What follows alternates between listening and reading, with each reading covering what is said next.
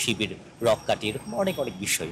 So এগুলো একটা জুজুর ভয়ের মতো আর কি। কে কি বলছে, সমালোচনা করছে, সেই দিকে আমরা নজর দিব না। আমরা শুধু কাজ করে যেতে চাই। যদি শিবিরের প্যানেল জয়ী হয় তাহলে 40,000 শিক্ষার্থীর আইডি ডিসেবল হয়ে যাবে, এরকম একটা কথা শুনেছে একজন প্রার্থীর কাছ থেকে। সো এগুলো একটা জুজুর ভয়ের মতো আর কি, যেটা আমরা শুনি যে শিবির, রককাঠি এরকম অনেক অনেক বিষয়। সো এগুলো আমরা একপাশে সরিয়ে রেখে আমরা আমাদের মতো কাজ করে যাব। আমরা, আপনারা হয়তো খেয়াল করেছেন, আমাদের প্যানেল কখনো কোনো প্রার্থীকে আপনার অ্যাটাক করার দিকে আমরা মনোযোগ দিই নাই। আমরা সবসময় মনোযোগ দিয়েছি আমাদের কিভাবে আমরা নিজেদেরকে আরো ডেভেলপ করতে পারি, কিভাবে আমরা শিক্ষার্থীদের কাছে পৌঁছাতে পারি। আমার মনে হয় এই স্ট্র্যাটেজি আমাদেরকে জয় এনে দিয়েছে। আমরা কে আমাদের প্রতিদ্বন্দ্বী সেটা আমরা ভাবি নাই।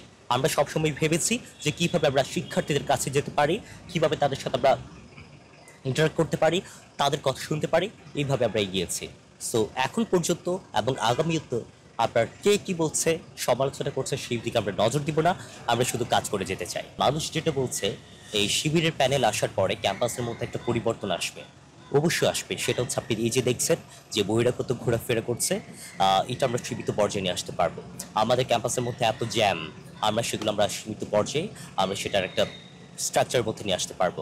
আমাদের ক্যাম্পাসের মধ্যে এত এত প্রবলেমস, সেই প্রবলেমসগুলো আমরা সলিউশনের দিকে আমরা নিয়ে যাব। তো এই আমূল পরিবর্তনের কথা যদি বলে তাহলে সেক্ষেত্রে এগুলো আমরা আনবো। আর যদি তারা বলে যে শিবির এখানে তার দলীয় মতাদর্শ বাস্তবায়নের জন্য আসছে, তাহলে ডাকসুর গঠনতন্ত্র তাদেরকে পড়তে হবে। ডাকসু মূলত একটা আপনার স্বল্প সময়ের জন্য আসে এবং শিক্ষার্থীদের কথা বলার জন্য এখানে আসে। কিন্তু সবাই ভোট দিয়েছে, যারা ভোট দিয়েছে, যারা আস্থা রেখেছে, যারা আস্থা রাখেননি, যারা আস্থা রাখতে চেয়েও রাখতে পারেননি, আমি সবার আসলে। তো সেই জায়গায় যারা আমার প্রতিদ্বন্দ্বী ছিল, আমিও তাদের সবার। সো সবার কথা ভেবে কাজ করব। এখানে একপাক্ষিক বা আপনার কারোর পক্ষপাতিত্ব করবো এরকমভাবে আমি কাজ করতে চাই না। এবং সেটা আমি কাউকে আইওয়াশ করার জন্য বা কারোর মন পালন করার জন্য, কারোর মন রক্ষার জন্য কাজ করবো এমনটাও না। আবার ভাবতে হবে আবার বিশ্ববিদ্যালয়কে নিয়ে। সো আমার হলটাও একটা বিশ্ববিদ্যালয়ের আন্ডারে পড়ছে। আমি সার্বিকভাবে সবার ভালোর কথা, মঙ্গলের কথা ভেবে এবং সবার উন্নতির কথা ভেবে আমি কাজ করব।